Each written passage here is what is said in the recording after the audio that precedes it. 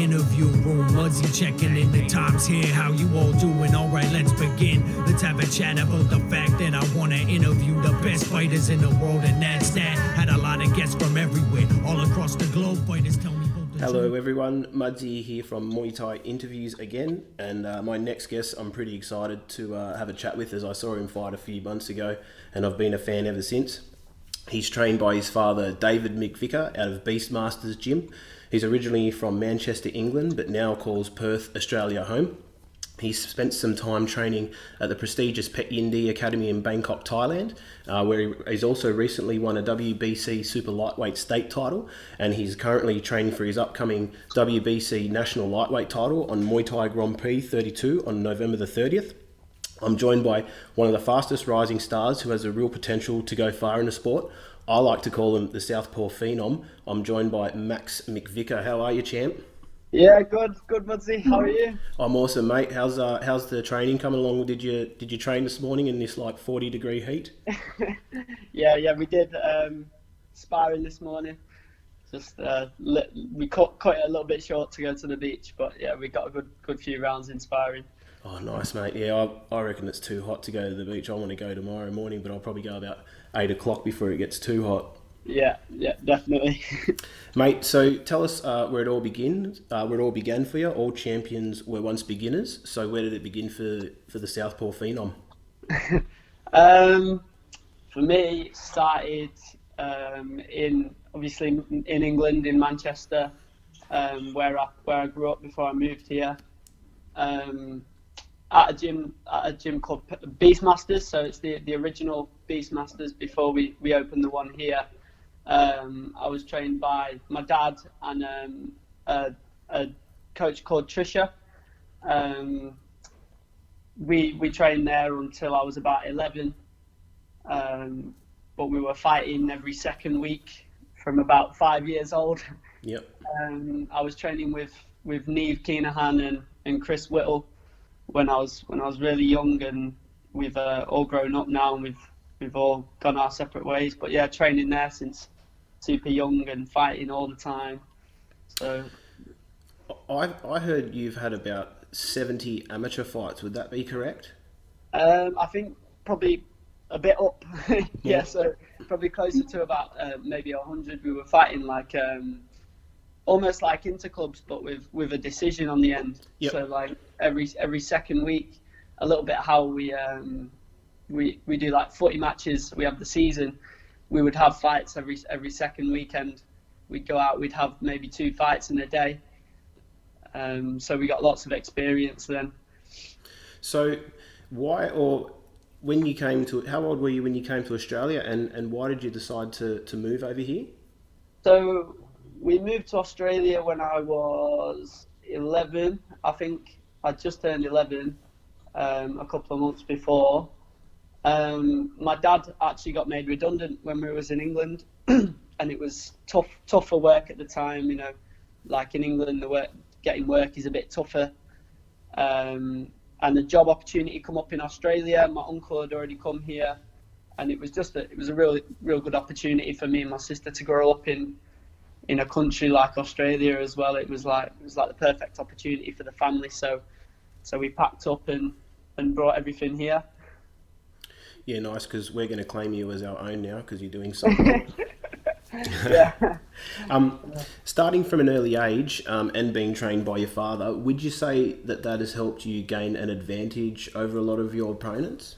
Yeah, definitely. I think the same way a lot of Westerners look at the Thais, they fight since they're super young. Yep. I don't think I quite got the head start that the Thais got, because I wasn't fighting 5-3s, full Thai rules, full out of pads.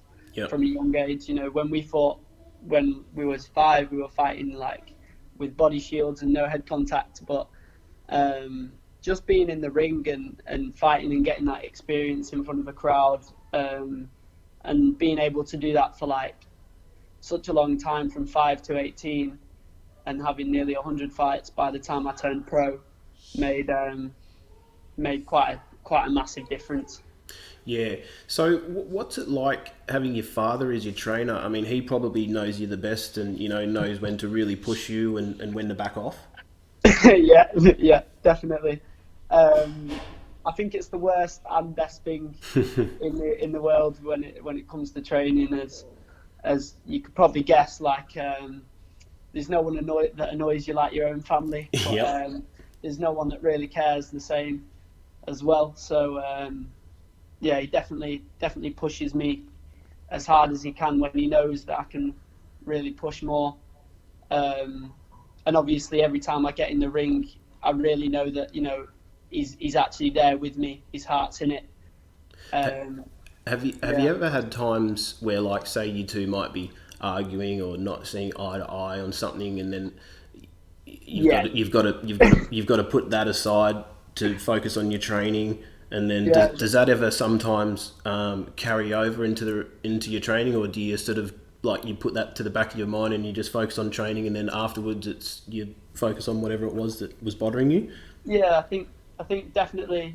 Obviously, especially boys with their dads are always going to have arguments along the way, and butt heads sometimes. I think it's something that I've had to practice a lot along the way. That at the end of the day, he's still my coach, Yep. and I'm not perfect as well. Like I've definitely made mistakes in the past of being arrogant, not listening to him, and even carrying it over into the gym, which obviously I have regretted in the past. Hmm. And that you should always be respecting your trainer, and that's always the right thing to do, regardless of whether it's my dad or anyone else.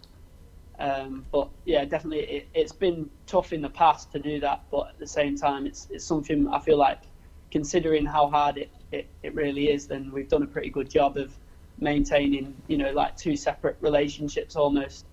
But yeah, good. Yeah, definitely, and I mean he seems to be doing a good job because you've got a couple of other good fighters at your gym at Yeah, the moment. I sort of got for my eye sure. on what's that guy? Is it with the mullet business at the front, Bran, party out the Bran, back? yeah, Bran. Brant. Yep, That's it. Yeah, him and he. his sister as well, Bryony. That's right. Yep.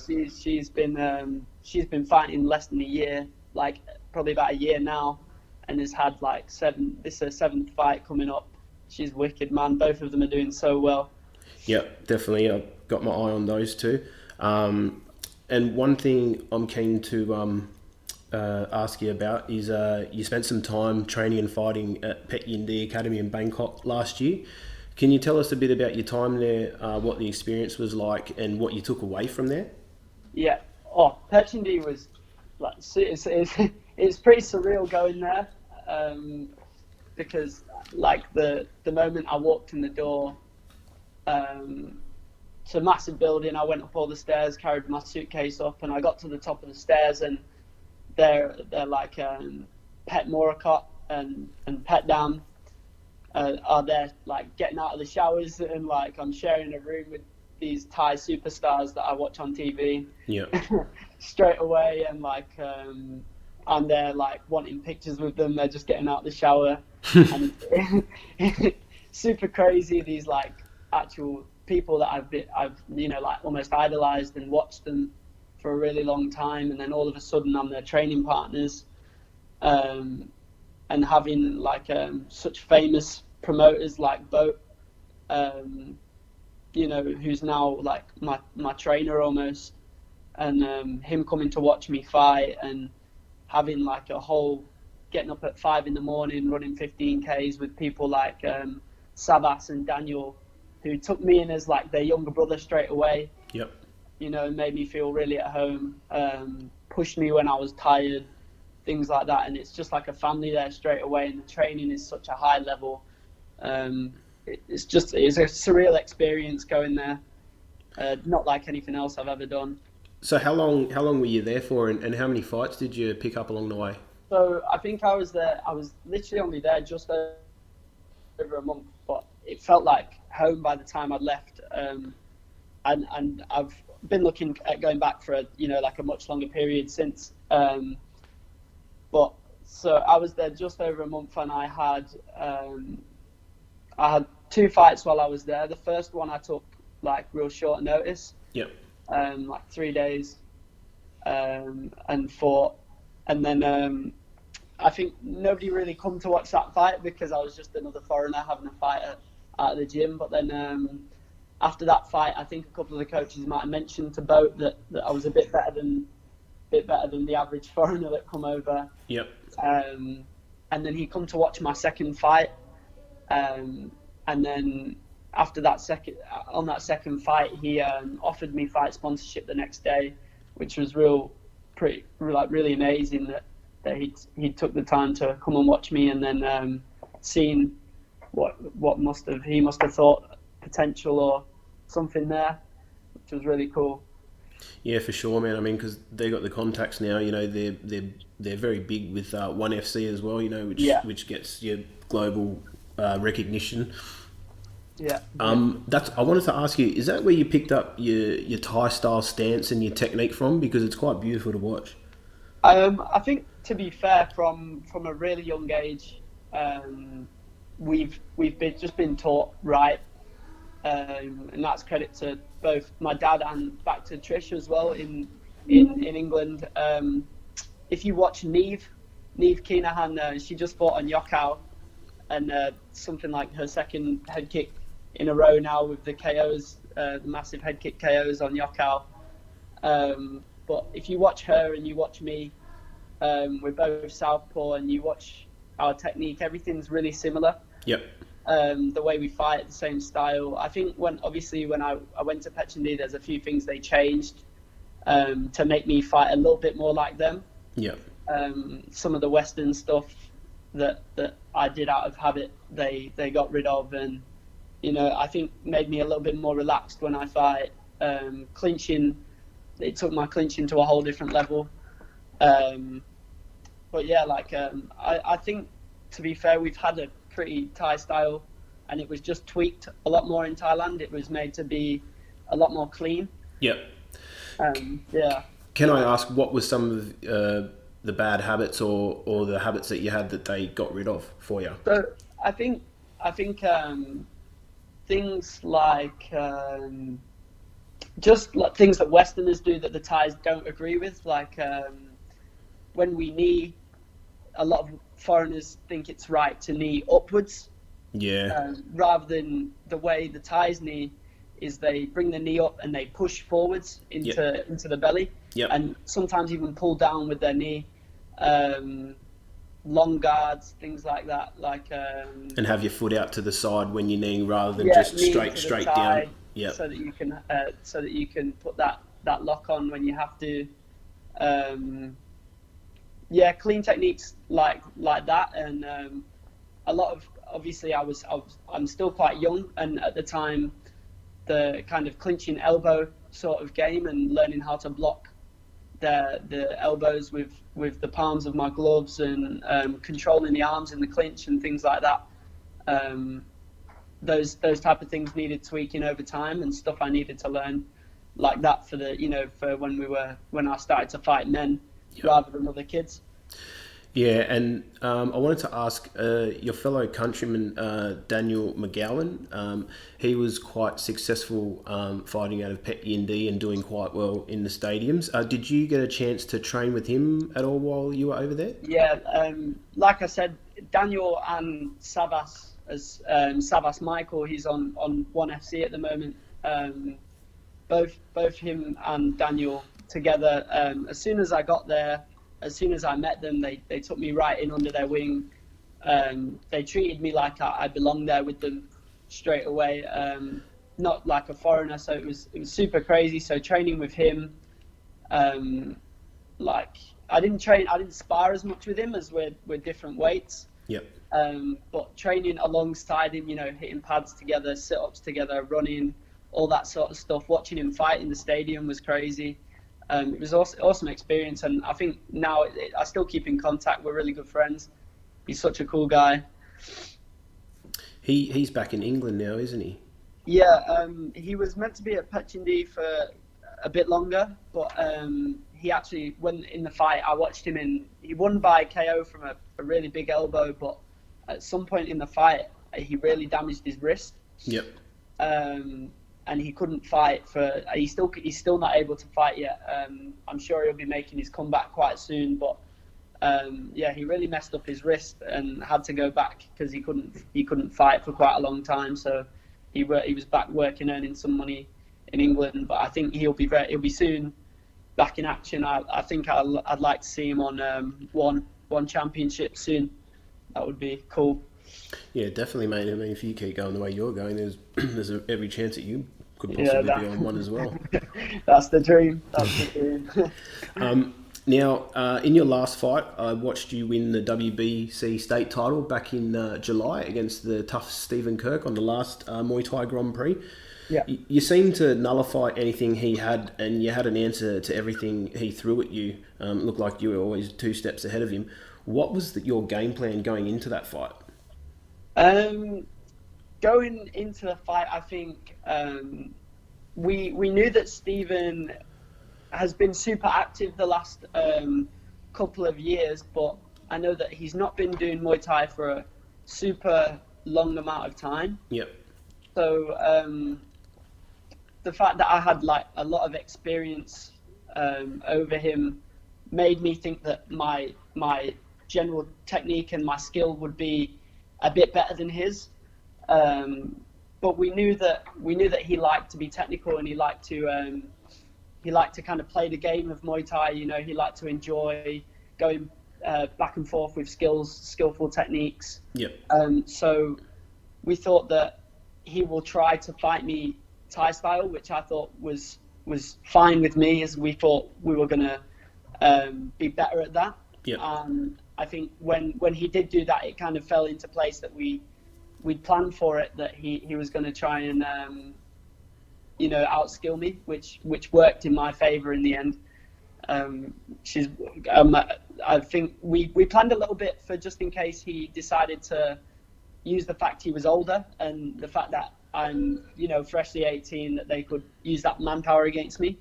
But yeah, because I mean he's a tough fighter, but I mean, just watching you on that fight after round 2, he just seemed quite hesitant to sort of throw anything, because it just seemed like anything he threw, you were 2 steps ahead of him and you had an answer for everything. Just completely shut him down.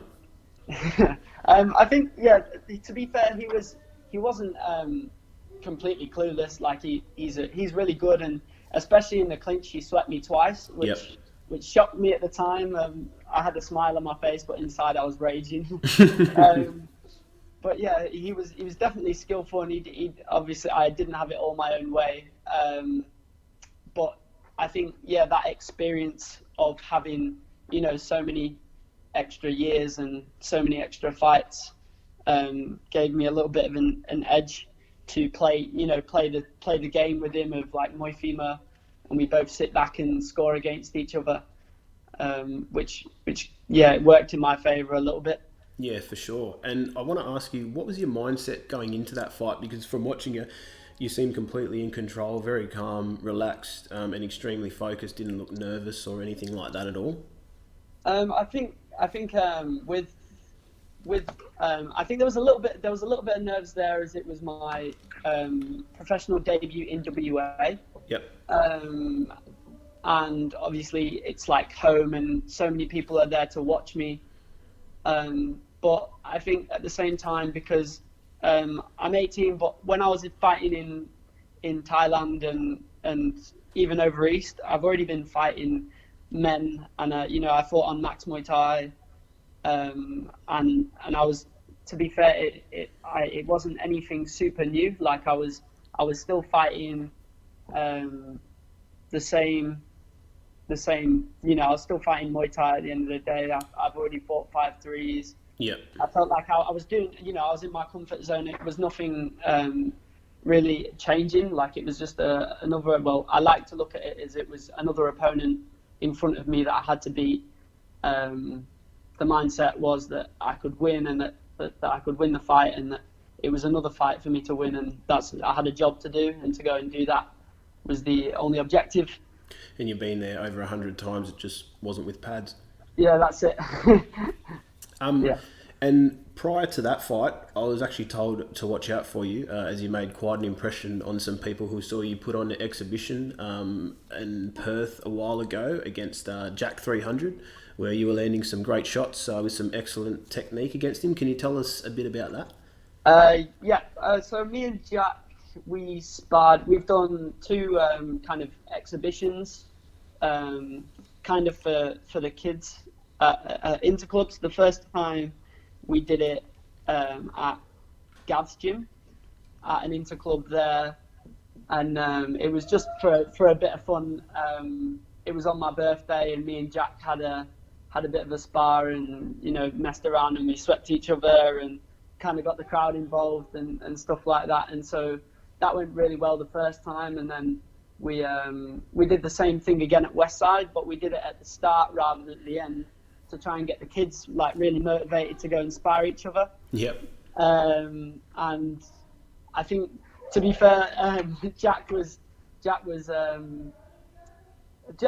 had arrived late. I think he might have had a late night or something like that. And I was right in the middle of a camp, ready for a fight or something like that. And so I was ready to spar. I'd warmed up and everything, and he jumped straight in the ring. And so I think, it was good fun, but I think Jack had a bit of a rough night. So so it was a bit of a shock for Jack when he first got in. Yeah. He would have been all right. They don't call him Jack 300 for no reason. And we had some good fun. We swept each other and stuff like that. So it was good, enjoyable experience. Yeah, nice one.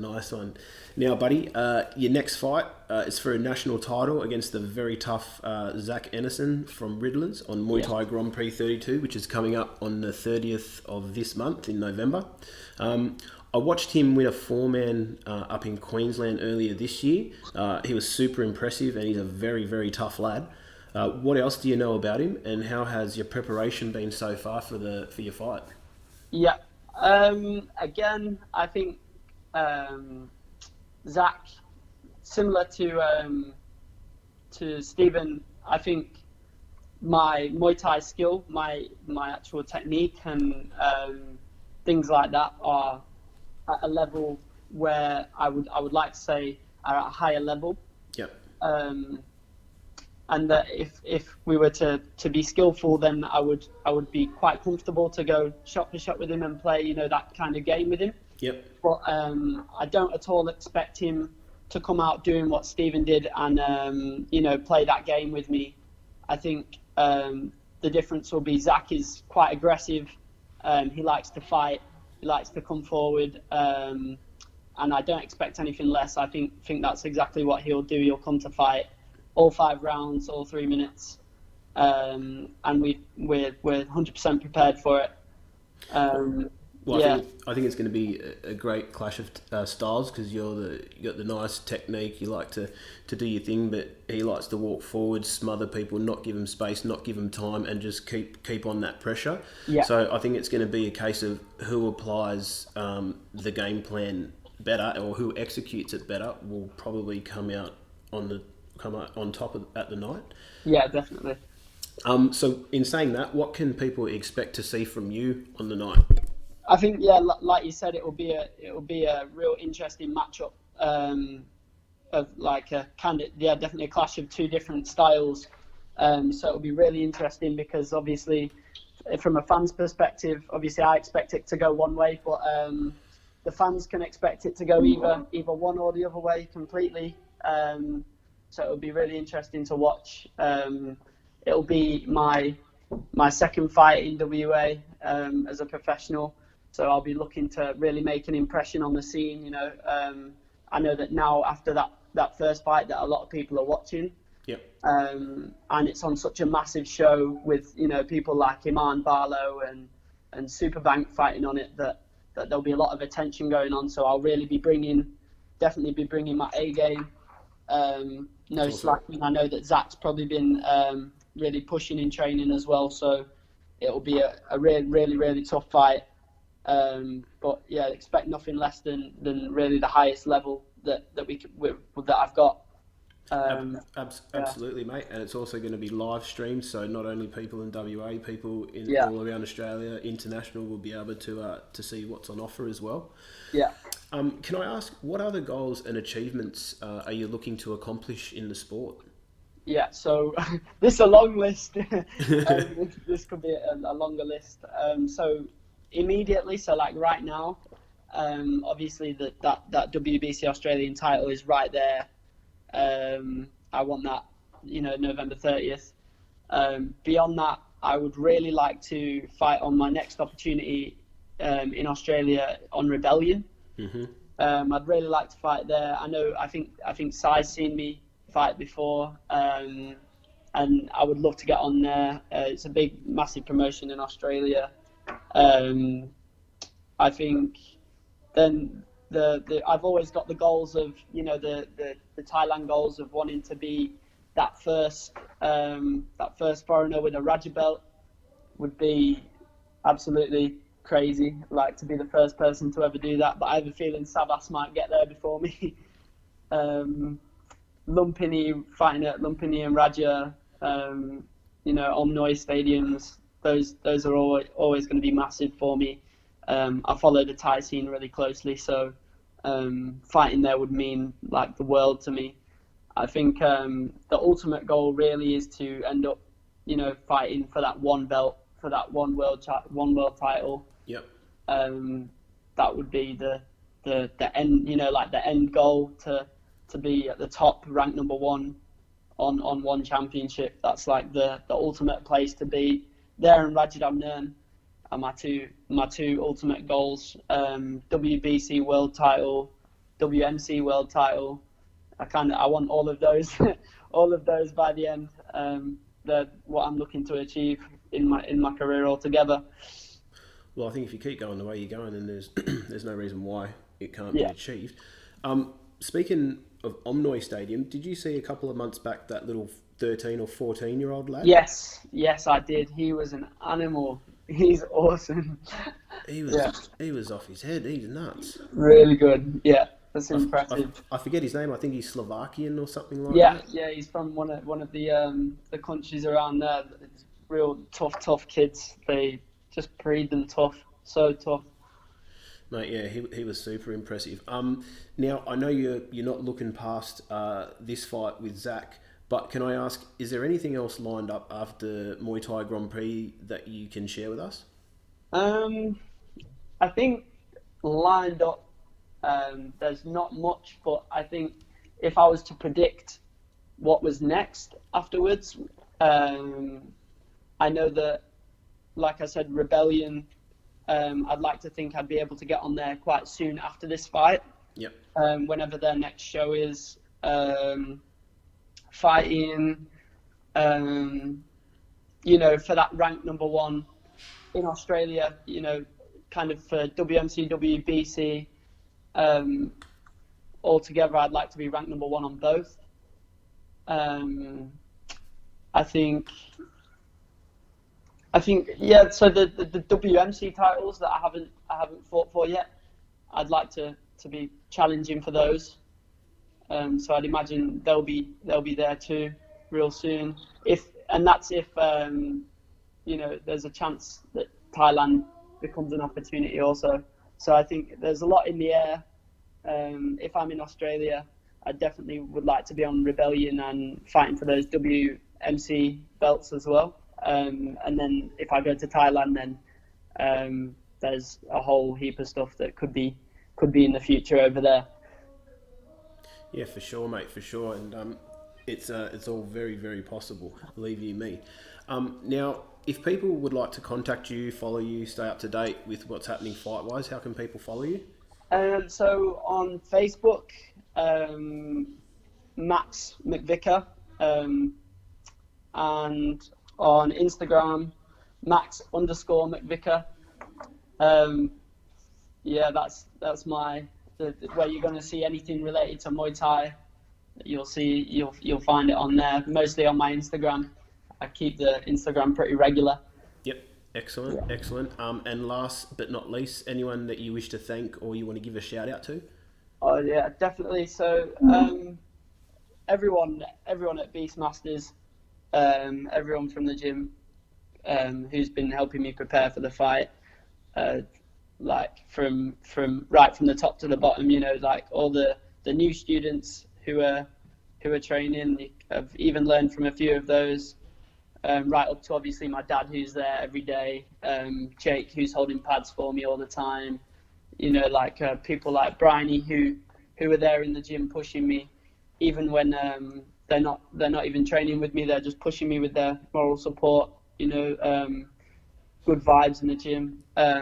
My mum and everyone like that, and all my family that are pushing me at home, and even my friends. Yeah, I've just got such a good group of people around me, and I shouldn't forget. I should thank Gav as well for putting on a massive show that I've been able to benefit from, and really pushing WA Muay Thai to the next level. Yeah. Excellent, mate. Well, I'm certainly a fan, and I'll be there at the next Muay Thai Grand Prix 32. So I can't wait to see you and Zach have your fight and see who applies their game plan better, because it's going to be one hell of a fight, mate. So thank you very much for your time, Max. Appreciate it. Awesome. Thank you for having me. Revered and notorious, infamous and legendary. That to me is glorious. Come kick it, still talk some shit with me. I'll ask so you can answer and explain to me the history. I had to throw a vicious knee. I got a passion for the art of 8 limbs. I'm just asking from the heart. So as I conclude this interview, thanks so much for sitting through. Loved all the fighters and the folks that listen. This for you.